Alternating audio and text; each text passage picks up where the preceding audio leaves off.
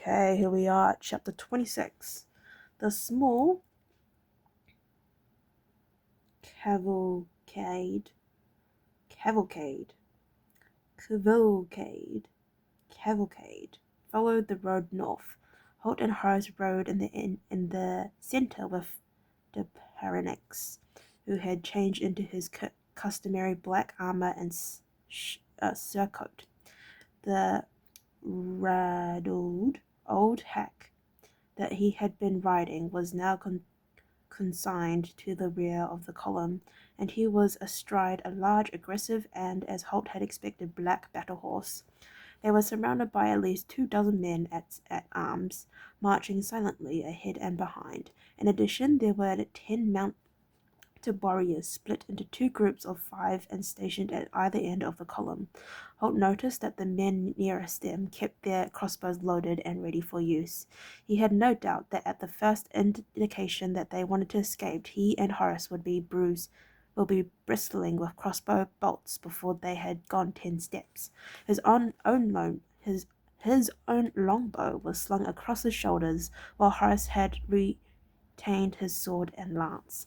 The Paracks. Okay, we're not going to figure out how we're going to say this name. The Paranax. Next. The Paranax. D. We're just going to call him D, okay? D had. Mr. D. We're going to call him Mr. D. Mr. D had shrugged at them as he took them captives, indicating the mass of arms and armored men. You can see it's no use resisting, he said. So I'll allow you to hold onto your weapons. He had then glanced meaningfully at the longbow resting lightly across Holt's saddle pommel. However, he added, I think I'd feel more at ease with the bow unstrung and slung over your shoulders. Holt had shrugged and complied.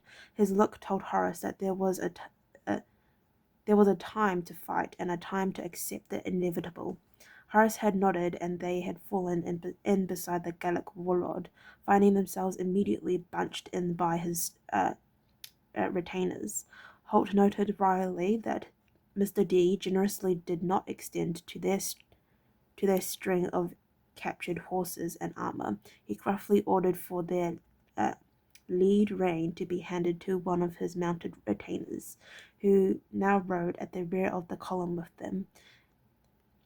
Their captain noted with interest that the shaggy little pack horse did not have a lead rope, and stayed calmly alongside Holt's mount. He raised an eyebrow, but made no comment.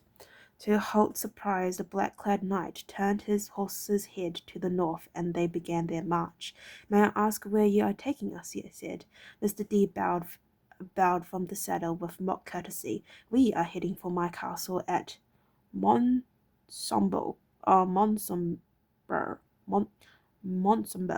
he told them, where you will remain as my guests for a short while. Holt nodded, digesting that piece of information. Then he asked further, and why might we be doing that?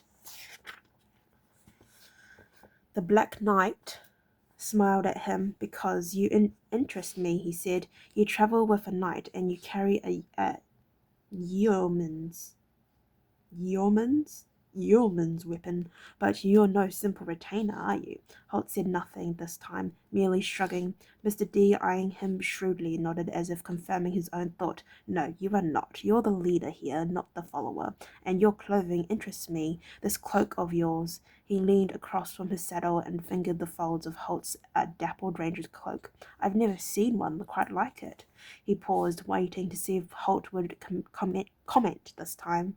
When he didn't, Mr. D didn't seem too surprised by the fact. He continued, and you're an expert archer. No, you're more than that. I don't know any archer who could have pulled off that shot you made last night. This time, Holt made a small gesture of self-depreciation. It wasn't such a great shot, he replied. I was aiming for your throat. Mr. D's laugh rang out loud and long. Oh, I think not, my friend. I think your arrow went straight where you aimed it. And he laughed again. Holt noticed that the merriment, loud as it was, didn't reach his eyes. So, Mr. D said, I decided that such an unusual fish might deserve more study. Why is he called a fish? Anyway, you may be useful to me, my friend. After all, who knows what other skills and abilities may lie hidden under that unusual cloak of yours. Horace watched the two of them.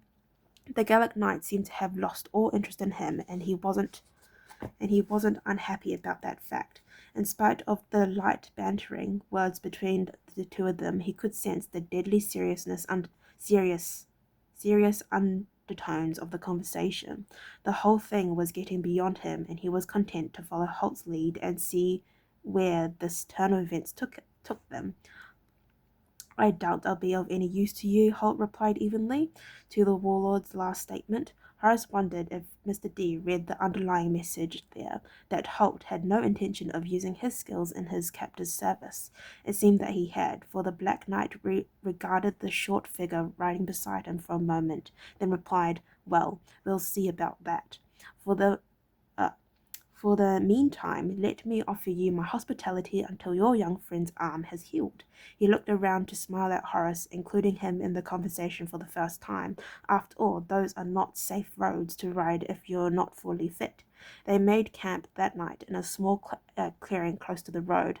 Mr. D posted sentries, but Holt noticed that the number assigned to watch inwards exceeded those who were tasked with guarding the camp from attack. Mr. D must feel relatively safe within these lands, Holt thought. Significantly, as they settled for the night, the captor demanded that their weapons be surrendered for safekeeping. With no real alternative, the two Arolans were forced to comply. At least the warlord made no further pretense of cordiality, choosing instead to eat and sleep alone in the pavilion, made from black canvas, of course, that his men pitched for him. Holt found himself facing something of a quandary. If he were travelling alone, it would be a matter of the utmost simplicity for him to just melt away into the night, retrieving his weapons as he went. But Horace was totally unskilled in the ranger's arts of unseen movement and evasion, and there was no possibility that Holt could spirit him away as well. He had no doubt that if he were to disappear alone, Horace would not survive very long, so Holt contented himself with waiting and seeing what might transpire. At least they were heading north, which was the direction they wanted to follow.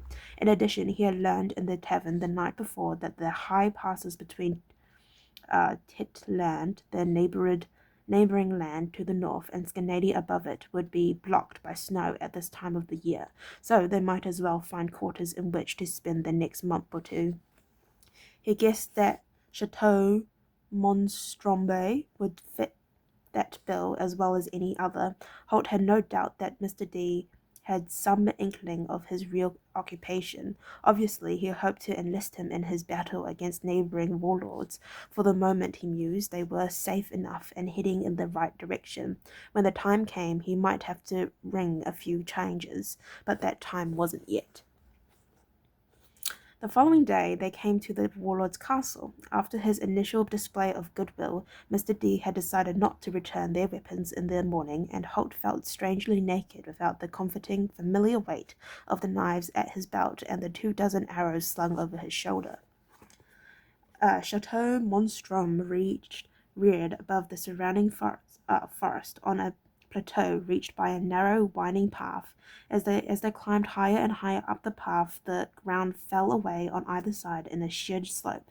The path itself was barely wide enough for 4 men travelling abreast. It was a width that allowed reasonable access to friendly forces, but prevented any invader from approaching in large numbers. It was a grim reminder of the state of affairs in Gallica, where neighbouring warlords battled constantly for supremacy, and the possibility of attack was ever present. The castle itself was squat and powerful, with thick walls and heavy towers at each of the 4 corners. It had none of the soaring grace of Redmont or Castle Arolin. Rather, it was a dark, brooding, and foreboding structure built for war and for no other reason. Holt had told Horace that the word monstrum translated to the dark mountain. It seemed an appropriate name for the thick walled building at the end of the winding, tortuous pathway. The name became even more meaningful as they climbed higher. There were poles lining the side of the road, with strange square structures hanging from them. As they drew closer, Horace could make out, to his horror, that the structures were iron cages, only an armspan wide, containing the remains of what used to be men. They hung high above the roadway, swaying gently in the wind that keened around the upper reaches of the path. Some had obviously been there for many months. The figures inside were dried out husks, blackened and shriveled by their long exposure, and festooned in fluttering rags of rotting cloth. But others were newer, and the men inside were recognizable. The cages were constructed from iron bars arranged in squares, leaving room for ravens and crows to enter and treat at the men's flesh. The eyes of most of the bodies had been plucked out by the birds. He glanced, sickened, at Holt's grim face. Mr. D saw the movement and smiled at him, delighted with the impression his roadside horrors were having on the boy. Just the occasional criminal, he said easily. They've all been tried and convicted, of course. I insist on a strict rule of law in Monstrome. What were their crimes? The boy asked. His throat was thick and constricted, and it was difficult to form the words. Again, Mr. D gave him that unconcerned smile. He made a pretense of trying to think. Let's say various, he replied. In short, they displeased me. Horace held the other man's amused gaze for a few seconds, then shaking his head, he turned away. He tried to keep his own gaze from the tattered, sorry figures hanging above him. There must have been more than 20 of them, all told. Then his horror increased as he realized that not all of them were dead. In one of the cages he saw the impossible figures moving.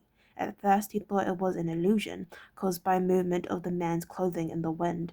Then one hand reached through the bars as they drew closer, and a painful croaking sound came from the cage. Unmistakably, it was a cry for mercy. "Oh, my God," said Horace softly, and he heard Holt's sharp intake of breath beside him. Mr. D reined in his black horse and sat, easing his weight to one side in the saddle. Recognize him? He asked, an amused tone in his voice. "You saw him the other night in the tavern." Horace frowned, puzzled. The man wasn't familiar to him, but there had been at least a dozen people in the tavern on the night when they had first encountered the warlord. He wondered why he should be expected to remember this man more than any of the others. Then Holt said, in a cold voice, "He was the one who laughed." Mr. D gave a low chuckle. "That's right. He was a man of rare humour. Strange how his sense of fun seems to have deserted him now. You'd think he might while away the hours with the odd merry jest." And he shook his reins, slapping them on his battle horse's neck and moving off once again. The entourage moved with him, stopping when he stopped, moving when he moved, and forcing Holt and Horace to keep pace. Horace looked at Holt once more, seeking some message of comfort there. The ranger met his gaze for a few seconds, then slowly nodded. He understood how the boy was feeling, sickened by the depravity and abject cruelty he was witnessing. Somehow Horace found a little of comfort from Holt's nod. He touched his knee to kick his side and urged him forward, and together they rode towards the dark and foreboding castle that waited for them. Oh, woohoo, we've finished a chapter. Okay, if you'd like to listen to me read chapter 27, then please stay tuned and hopefully I'll see you next time. Bye-bye.